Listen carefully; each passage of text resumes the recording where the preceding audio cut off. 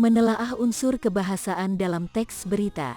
Teks berita memiliki unsur kebahasaan yang khas dan penting untuk dipahami agar dapat memahami maksud dan tujuan dari teks tersebut. Berikut adalah beberapa unsur kebahasaan yang sering ditemukan dalam teks berita. 1. Bahasa yang formal. Bahasa formal digunakan dalam teks berita untuk menunjukkan kredibilitas dan profesionalitas. Bahasa ini menghindari penggunaan bahasa slang atau tidak baku. 2. Kepastian informasi. Teks berita harus memberikan informasi yang akurat, jelas, dan tepat waktu. Hal ini dapat dilihat dari penggunaan bahasa yang tepat dan tidak memberikan kesan ambigu. 3. Tenses yang digunakan. Tenses yang digunakan dalam teks berita adalah tenses masa kini dan masa lampau. Hal ini membantu membentuk sudut pandang objektif dari penulis terhadap peristiwa yang dilaporkan. 4. Kepentingan berita. Berita harus memuat informasi yang penting dan relevan dengan pembaca. Informasi yang penting dan relevan harus diletakkan pada awal teks berita, yaitu pada lead atau paragraf pembuka. 5. Struktur teks.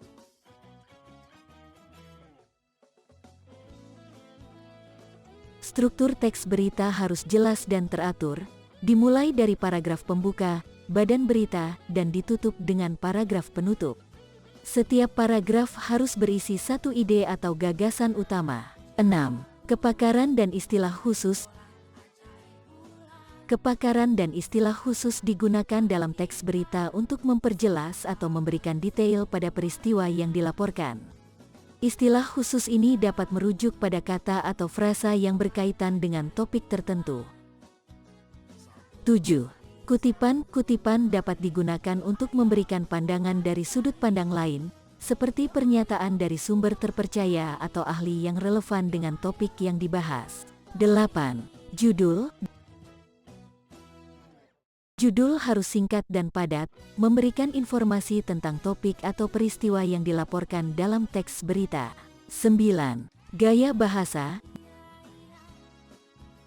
Gaya bahasa yang digunakan dalam teks berita harus lugas, jelas, dan mudah dipahami oleh pembaca.